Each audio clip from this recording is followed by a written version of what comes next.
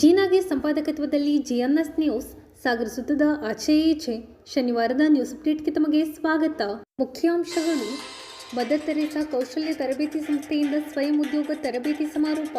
ಮಹಿಳಾ ಸಬಲೀಕರಣಕ್ಕೆ ಸ್ವಯಂ ಉದ್ಯೋಗ ಪೂರಕ. ಸರ್ಕಾರದ ಸೌಲಭ್ಯ ಪಡೆದು ಆರ್ಥಿಕ ಸದೃಢರಾಗಲು ಶಾಸಕರ ಕರೆ. ತಹಶೀಲ್ದಾರ್ ಕಚೇರಿಯಲ್ಲಿ ಬಗರುಕುಂ ಸಮಿತಿ ಸಭೆ.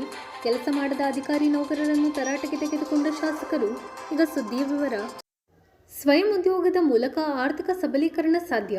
ಮಹಿಳೆಯರಿಗೆ ಉದ್ಯೋಗ ಕ್ಷೇತ್ರದಲ್ಲಿ ಸೂಕ್ತ ತರಬೇತಿ ನೀಡಿದರೆ ಅವರು ಆರ್ಥಿಕ ಸಾಕ್ಷರತೆಗೆ ಹೆಚ್ಚಿನ ಕೊಡುಗೆ ನೀಡುತ್ತಾರೆ ಎಂದು ಶಾಸಕ ಹಾಗೂ ಅರಣ್ಯ ಕೈಗಾರಿಕಾ ಅಭಿವೃದ್ಧಿ ನಿಗಮದ ಅಧ್ಯಕ್ಷ ಗೋಪಾಲಕೃಷ್ಣ ಬೇಳೂರು ತಿಳಿಸಿದರು.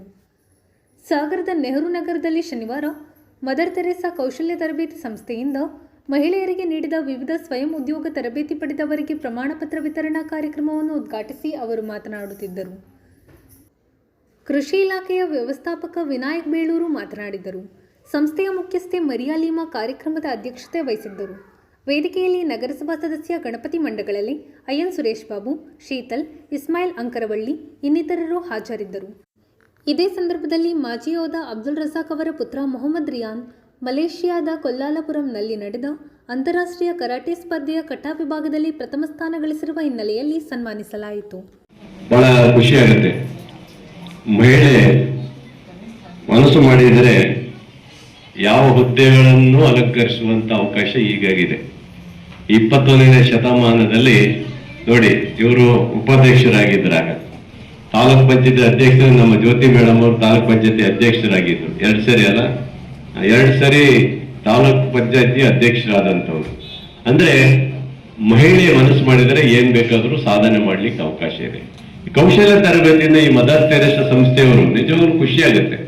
ಯಾವುದೇ ಒಂದು ಸಂಸ್ಥೆ ನಮ್ಮ ಹೆಣ್ಣು ಮಕ್ಕಳಿಗೆ ಈ ತರ ಸೌಲಭ್ಯಗಳನ್ನ, ಮೆಹಂದಿ ಕಾರ್ಯಕ್ರಮ ಇರ್ಬೋದು, ಟೈಲರಿಂಗ್ ಇರ್ಬೋದು, ಮತ್ತೇನೋ ಹೇಳಿದ್ರಲ್ಲ, ಮೆಹಂದಿ ಇವಾಗ ಬಹಳ ಪ್ರಚಲಿತವಾದಂತ ಮದುವೆ ಮನೆ ಬಹಳ ಪ್ರಮುಖ.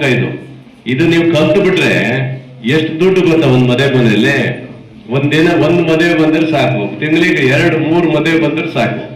ಅವತ್ತಿನ ನಿಮ್ಮ ಒಂದು ತಿಂಗಳಿಗೆ ಬರುವಂತ ಖರ್ಚು ಬರುತ್ತೆ. ಅಷ್ಟು ಡಿಮ್ಯಾಂಡ್ ಇರುತ್ತೆ.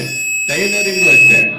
ಈಗ ಒಂದು ಹೆಣ್ಣು ಮಗಳು ಮದುವೆ ಮನೆ ಬ್ಲೌಸ್ಗಳು, ಈಗ ನಾನು ಮೊನ್ನೆ ಕೇಳಿದೆ, 3,000-4,000 ರೂಪಾಯಿ ಒಂದು ಬ್ಲೌಸ್ ಅಂತ. ಈಗ 10,000 ಬೇಡ, ಅದು ಬೇರೆ ಬೇರೆ ಬೇಕಾಗ್ಲಿ. 10,000ವರೆಗೆ ಒಂದು ಬ್ಲೌಸ್ ಇದೆ ಅಂದ್ರೆ ಅದನ್ನ ನೀವು ಕಲ್ತ್ರೆ ಅದು ನಿಮಗೆ ದಿನಕ್ಕೆ ಬೇಡ, ಒಂದು ತಿಂಗಳಿಗೆ 2-3 ಬಂದ್ರು ಆಗತ್ತಾ? ಬೇಡ, ಒಂದ್ ದಿನಕ್ಕೆ 2,000 ರೂಪಾಯಿ ಬ್ಲೌಸ್ ಆದ್ರೂ ಬೇರೆ ಆದ್ರೂ ಅದು ಬಹಳ ಡಿಮ್ಯಾಂಡ್ ಇದೆ. ಇವತ್ತು ಮಾಡಲ್ ಆಗಿರೋದ್ರಿಂದ ಹಿಂದಿನ ತರ ಇವತ್ತು ಯಾರು ಆ ತರ ಬ್ಲೌಸ್ಗಳನ್ನು ಇದು ಮಾಡಲ್ಲ. ಈ ಸರಿ ಅದು ಮಾಡಲ್ ಆಗಿ ಬೇಕು ಅಂತ ಕೇಳ್ತಾರೆ. ಒಳ್ಳೆ ತರಬೇತಿ ಕಲ್ತ್ರೆ, ನೀವೇ ಹೊಲಿಯಕ್ಕೆ ಹೋದ್ರೆ ಸರಿಯಾಗಲ್ಲ. ಒಳ್ಳೆ ತರಬೇತಿ ಕಲ್ತ್ರೆ ಅದರಿಂದ ನಿಮ್ಗೆ ಅನುಕೂಲ ಆಗುತ್ತೆ. ಅದರಿಂದ ಅಡಿಗೆ ಮನೆಯಲ್ಲಿ ಕೂರುವಂತ ಮಹಿಳೆಯರಾಗಬಾರ್ದು. ಅಡಿಗೆ ಮನೆಯಿಂದ ಹೊರಗೆ ಬರ್ಬೇಕು. ನೀವೆಲ್ಲರೂ ಅಡಿಗೆ ಮನೆಯಿಂದ ಹೊರಗೆ ಬಂದು ಈ ಪ್ರಪಂಚದಲ್ಲಿ ಇವತ್ತು 21ನೇ ಶತಮಾನದಲ್ಲಿ ಮಾದರಿಯ ಹೆಣ್ಣು ಮಗಳಾಗ್ಬೇಕು. ನೀವೆಲ್ಲರೂ ಮಾದರಿ ಹೆಣ್ಣು ಮಗಳಾದ್ರೂ ಮಾತ್ರ ಸಾಧ್ಯ ಆಗುತ್ತೆ. ಇಲ್ಲ ನಾವು ಯಜಮಾನರು ದುಡ್ಡು ಬರ್ತಾರೆ, ನಾನು ಅಡಿಗೆ ಮನೆಯಲ್ಲಿ ಇರ್ತೀನಿ, ಬೇಯಿಸಿ ಹಾಕ್ತೀನಿ, ಅದೇ ಅಲ್ಲ. ಇವತ್ತು ಹೊರಗಡೆ ಬರ್ಬೇಕು. ಹೊರಗಡೆ ಪ್ರಪಂಚದಲ್ಲಿ ಎಲ್ಲರಿಗೂ ದುಡಿಲಿಕ್ಕೆ ಅವಕಾಶ ಇದೆ. ಈಗ ಹೆಣ್ಮಕ್ಳು ದುಡಿತಾರೆ ಅಂದ್ರೆ ಯಾರು ಬೆಟ್ ಮಾಡಿ ತೋರಿಸೋದಿಲ್ಲ ಅಲ್ವಾ?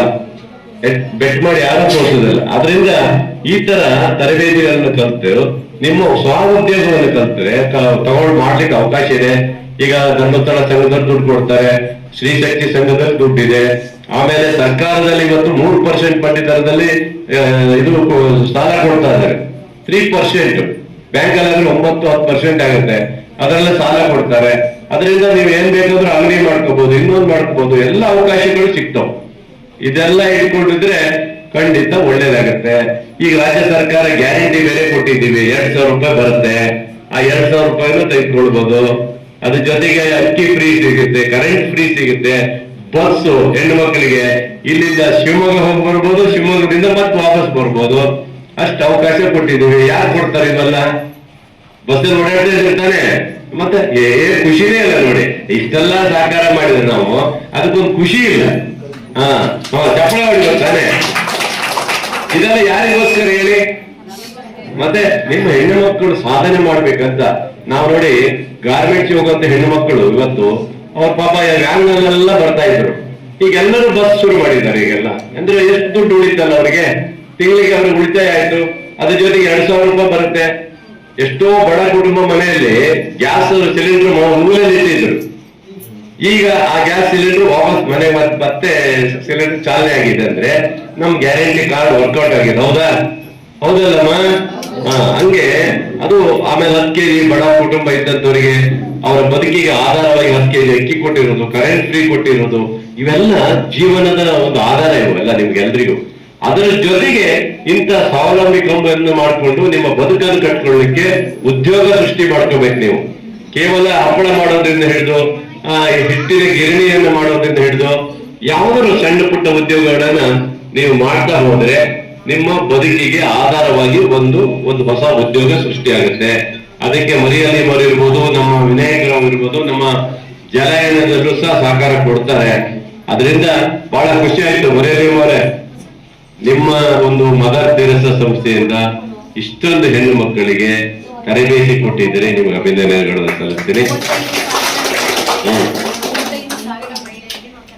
35,000 ಮಹಿಳೆಯರಿಗೆ ತರಬೇತಿ ಕೊಟ್ಟಿರುತ್ತೆ ನೋಡಿ, ದೊಡ್ಡ ಚಪ್ಪಾಳೆ.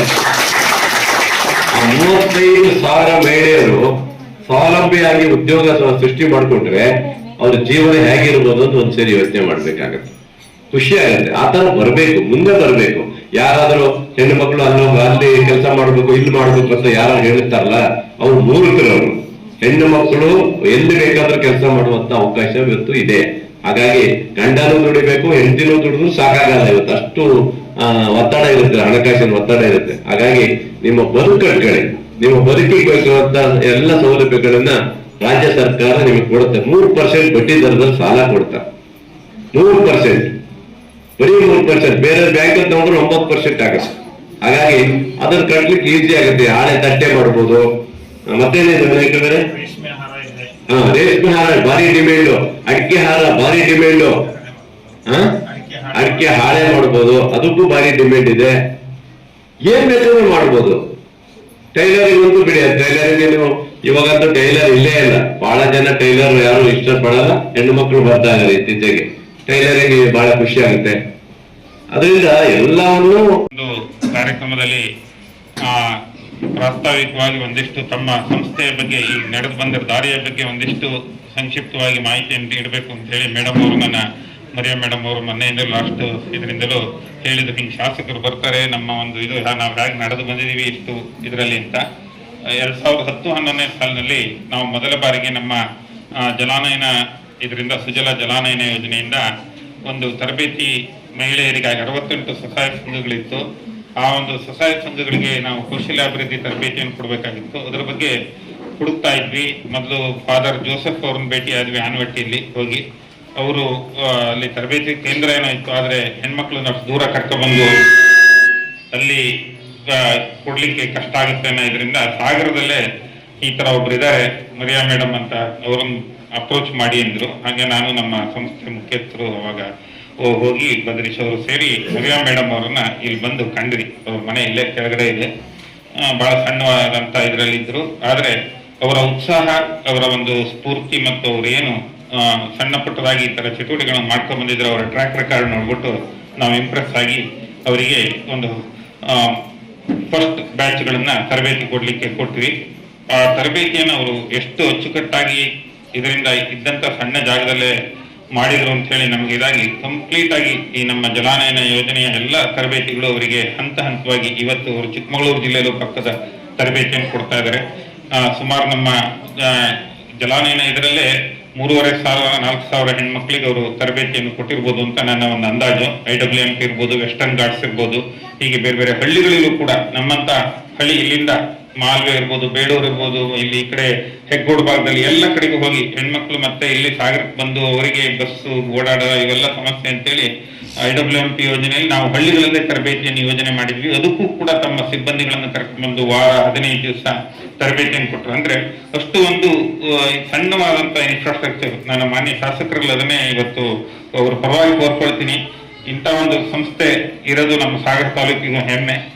ಇಷ್ಟು ಜನ ಇವರನ್ನ ಬಡ ಕೆಳ ಮಧ್ಯಮ ವರ್ಗದ ಹೆಣ್ಮಕ್ಕಳನ್ನ ಅವರು ತಯಾರಿ ಮಾಡಿದ್ದಾರೆ, ಸ್ವಾವಲಂಬಿಯಾಗಿ ಬದುಕಂತ ಮಾಡಿದ್ದಾರೆ. ಅನೇಕ ಜನರಿಗೆ ಬೇರೆ ಬೇರೆ ಕಡೆ ಕಾಡಿ ಬೇಡ್ಬಿಟ್ಟು ಹೊಲಿಗೆ ಯಂತ್ರಗಳು, ಜಿಗ್ಜಾಗ್ ಯಂತ್ರಗಳು, ಈ ತರ ಯಂತ್ರಗಳನ್ನು ಕೊಡಿಸಿದ್ದಾರೆ. ಅಂದ್ರೆ ಅಷ್ಟು ಒಂದು ಇದನ್ನ ಕಳಕಳಿಯಿಂದ ಅವರು ಕೆಲಸ ಮಾಡ್ತಾ ಇದ್ದಾರೆ. ಈ ಒಂದು NGO ಇದೊಂದು ನಾನ್ ಗೌರ್ಮೆಂಟ್ ಆರ್ಗನೈಸೇಷನ್, ಇದನ್ನ ಮಾಡಿ ಅವರು ದೊಡ್ಡ ಬಂಗಲೆ ಕಟ್ಟಲಿಲ್ಲ, ಇದು ಮಾಡ್ಲಿಲ್ಲ. ಪಾಪ ಈ ಒಂದು 2 ವರ್ಷದ ಹಿಂದೆ ನಮ್ಮ ಆಫೀಸಿಗೆ ಬಂದ್ಬಿಟ್ಟು ಒಂದು ಟಾರ್ಪಲ್ ಕೊಡಿ ಸಾರ್, ನಮ್ಮ ಇದು ಸೋರ್ತಾ ಇದೆ ಅಂತ ಹೇಳಿ ಕೇಳಿದ್ರು. ಅವ್ರ ಹತ್ರ ಪಾಣಿ ಗಿಣಿ ಏನಿರ್ಲಿಲ್ಲ, ನಾನು ಬೇರೆ ಯಾವುದೋ ಒಂದು ಇದ್ರ ಮೂಲಕ ಅವರಿಗೆ ಟಾರ್ಪಲ್ ಅನ್ನ ಕೊಟ್ಟು ಕಳಿಸಿದೆ. ಅಂದ್ರೆ ಅಷ್ಟು ಅವರು ಇದರಲ್ಲಿ ಕಾಳಜಿಯಿಂದ ಅವರಿಗೆ ಕೆಲಸ ಮಾಡ್ತಾ ಇದ್ರೆ, ಸ್ವಾರ್ಥಕ್ಕಾಗಿ ಏನು ಮಾಡ್ಕೊಂಡಿಲ್ಲ, ಅವ್ರದ್ದೇ ಆದ ಒಂದು ಇದನ್ನ ಏನು ಮಾಡಿಲ್ಲ. ಹಾಗಾಗಿ ಅಂತವರಿಗೆ ಪ್ರೋತ್ಸಾಹ ಕೊಡೋದ್ರಿಂದ ನಮ್ಮ ಒಂದು ತಾಲೂಕಿಗೆ ಅನುಕೂಲ ಆಗುತ್ತೆ. ಇಲ್ಲಿರೋಂತ ಎಲ್ಲ ಈ ತರ ಹೆಣ್ಮಕ್ಳು ಅನೇಕರು ಇದರಿಂದ ಮುಂದೆ ಬರ್ಲಿಕ್ಕೆ, ಜೀವನದಲ್ಲಿ ಆರ್ಥಿಕವಾಗಿ ಸ್ವಾವಲಂಬನೆ ಆಗ್ಲಿಕ್ಕೆ ಅವಕಾಶ ಆಗುತ್ತೆ. ಇದನ್ನ ಈ ಸಂದರ್ಭದಲ್ಲಿ ನಾನು, ಯಾಕೆಂದ್ರೆ ನಾವು ಅವತ್ತಿಂದ ನೋಡ್ತಾ ಬಂದಿದ್ದೀವಿ ಸರ್, ಈ ಒಂದು ವಿಚಾರದಲ್ಲಿ ತಾವು ದಯಮಾಡಿ ಸೂಕ್ತವಾದಂತ ಇದನ್ನು ತಗೊಳ್ಬೇಕು ಅಂತೇಳಿ ಮಾನ್ಯ ನಗರಸಭೆ ಆಯುಕ್ತರು ಬಂದಿದ್ದಾರೆ. ಅವರಿಗೂ ಕೂಡ ಈ ಸಂದರ್ಭದಲ್ಲಿ ಸಂಸ್ಥೆಯ ಪರವಾಗಿ ಸ್ವಾಗತವನ್ನ ಕೋರ್ತಾ, ಹಾಗೆ ವಿಶೇಷವಾಗಿ ಕಸೂತಿ, ಮೆಹಂದಿ ಇರ್ಬೋದು, ಗೊಂಬೆ, ಬ್ಯಾಗ್ ತಯಾರಿಕೆ, ಆಮೇಲೆ ರೇಷ್ಮೆ ಹಾರಗಳ ತಯಾರಿಕೆ, ಹೀಗೆ ಅನೇಕ ರೀತಿ ಎಂಬ್ರಾಯ್ಡ್ರಿ, ಪ್ರತಿಯೊಂದು ಮೇಣಬತ್ತಿ ತಯಾರಿಕೆ, ಈ ತರ ಅನೇಕ ಕೌಶಲ್ಯ ತರಬೇತಿಗಳನ್ನು ಅವರು ಕೊಟ್ಟು ಹೆಣ್ಮಕ್ಳನ್ನು ಸ್ವಾವಲಂಬಿಯಾಗಿ ಮಾಡ್ಲಿಕ್ಕೆ ಪ್ರಯತ್ನ ಪಟ್ಟಿದ್ರಿಂದ ಅವರಿಗೆ ನಾನು ಮದರ್ ತೆರೇಸಾ, ಸಾಗರದ ಮದರ್ ತೆರೇಸಾ ಅಂತ ಹೇಳಿ ಅವರಿಗೆ ಒಂದು ನಿಕ್ ನೇಮ್ ಇಟ್ಬಿಟ್ಟಿದೀವಿ. ಫೋನ್ ಮಾಡಿದ ಕೂಡ ನಾನು ಫಸ್ಟ್ ಹೇಳೋದು, ಏನ್ರಿ ಮೇಡಮ್ ಮದರ್ ತೆರೇಸಾ ಅವರು ಏನು ಅಂತ ಹೇಳಿ ಕೇಳ್ತೀನಿ. ಅಂದ್ರೆ ಅಷ್ಟು ಅವರು ಒಂದು ಕಮಿಟ್ಮೆಂಟ್ ಇರೋಂತ ಒಂದು ಮಹಿಳೆ. ಆದ್ರಿಂದ ಅವರು ಈ ಸಂದರ್ಭದಲ್ಲಿ ಮಾನ್ಯ ಶಾಸಕರನ್ನು ಕರೆಸಿ ಈ ಒಂದು ಕಾರ್ಯಕ್ರಮವನ್ನು, ಕೆಲಸ ಮಾಡಲು ಆಸಕ್ತಿ ಇಲ್ಲದಿದ್ದರೆ ಬೇರೆ ಕಡೆ ವರ್ಗ ಮಾಡಿಸಿಕೊಂಡು ಹೋಗಿ. ಸಾರ್ವಜನಿಕರಿಂದ ದೂರು ಬಂದರೆ ಸುಮ್ಮನೆ ಇರುವುದಿಲ್ಲ. ನಾಳೆ ಬಾ, ನಾಡಿದ್ದು ಬಾ ಎಂದು ಹೇಳಿ ಜನರನ್ನು ಕಚೇರಿಗೆ ಅಲಿಸಬೇಡಿ ಎಂದು ಶಾಸಕ ಹಾಗೂ ಅರಣ್ಯ ಕೈಗಾರಿಕಾ ಅಭಿವೃದ್ಧಿ ನಿಗಮದ ಅಧ್ಯಕ್ಷ ಗೋಪಾಲಕೃಷ್ಣ ಬೇಳೂರು ಕಂದಾಯ ಇಲಾಖೆ ಅಧಿಕಾರಿಗಳಿಗೆ ಖಡಕ್ ಆಗಿ ಸೂಚನೆ ನೀಡಿದ ಘಟನೆ ನಡೆಯಿತು. ಸಾಗರದ ತಹಶೀಲ್ದಾರ್ ಕಚೇರಿ ಸಭಾಂಗಣದಲ್ಲಿ ಶುಕ್ರವಾರ ತಾಲೂಕು ಬಗರ್ ಹುಕುಂ ಸಮಿತಿ ಸಭೆಯಲ್ಲಿ ಪಾಲ್ಗೊಂಡು ಅವರು ಮಾತನಾಡುತ್ತಿದ್ದರು. ಈ ಸಂದರ್ಭದಲ್ಲಿ ತಹಶೀಲ್ದಾರ್ ಚಂದ್ರಶೇಖರ್ ನಾಯ್ಕ್, ಬಗರ್ ಹುಕುಂ ಸಮಿತಿ ಸದಸ್ಯ ಕೆಹೊಳೆಯಪ್ಪ, ರವಿಕುಮಾರ್, ತಹಶೀಲ್ದಾರ್ ಚಂದ್ರಶೇಖರ್ ನಾಯ್ಕ್ ಇನ್ನಿತರರು ಹಾಜರಿದ್ದರು.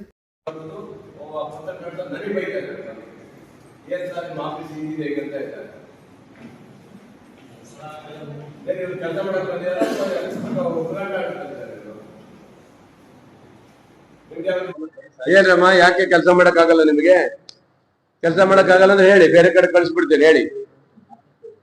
ಇದೇನು ಸದ್ಯ ಮಾರ್ಕೆಟ್ ನಿಮ್ಗೆ? ಇಲ್ಲಿ ಜನ ಬಂದು ನಮ್ಗೆ ಕಂಪ್ಲೇಂಟ್ ಕೊಟ್ರೆ ನಾವು ಸುಮ್ಮನೆ ಇರೋಲ್ಲ ನೋಡಿ. ಇವಾಗಲೇ ಹೇಳ್ತಾ ಇದ್ದೀನಿ ನಿಮ್ಗೆಲ್ಲರೂ, ಭಾರಿ ನೆಗ್ಲೆಕ್ಟ್ ಅಂತೆ. ಏನ್ ಮಾಡಲ್ಲ, ಕೆಲಸನೇ ಮಾಡಲ್ಲ. ನಾಳೆ ಬಾ, ನಾಡ್ದು ಬಾ, ಯಾಕೆ ಹೇಳ್ತೀರಾ ಆ ತರ ಎಲ್ಲ ನೀವು? ಇವರಿಗೆಲ್ಲ ಇನ್ಚಾರ್ಜ್ ಯಾರು? ಯಾರು? ನೀವೇನ್ರಿ ಮಾಡ್ತೀರಿ? ಬರ್ರಿ. ನೀವು ನೋಡಲ್ವಾ ಆಫೀಸಲ್ಲಿ ಏನ್ ನಡೀತಿದ್ದ ಗೊತ್ತಿಲ್ವಾ? ಏನ್ ನೋಡ್ತಾ ಇದ್ದೀರಿ ನೀವು?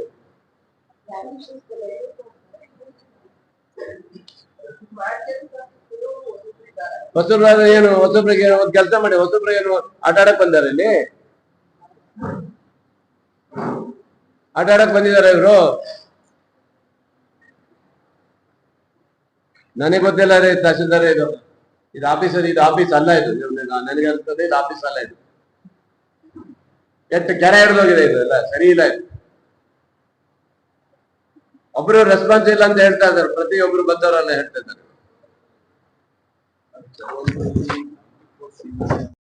ಇದ್ದಾನ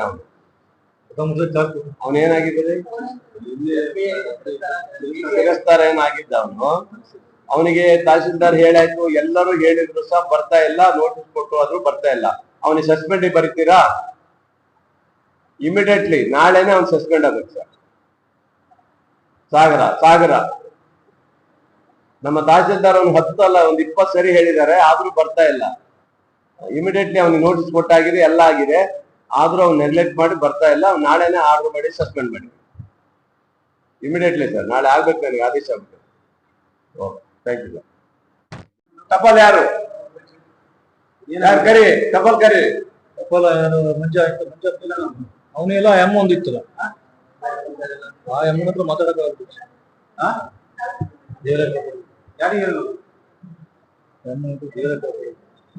ನೋಟಿಸ್ ಕೊಡ್ರಿ, ನಾ ಬರ್ತೀನಿ ಅಂತ ಗೊತ್ತಿದೆ. ಯಾರು? ಅಭಿನಂದ್ ರೀ. ಏನಿಲ್ಲ, ದೇವ್ರೇ ಕಾಪಾಡ್ಬೋದು.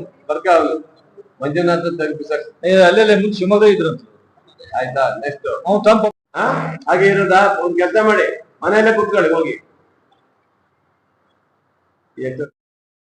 ಇದು ಶನಿವಾರದ ಸಮಗ್ರ ಸುದ್ದಿ. ನಿರಂತರ ಸುದ್ದಿಗಾಗಿ ನೋಡ್ತಾ ಇರಿ GNS ನ್ಯೂಸ್. ನಮಸ್ಕಾರ.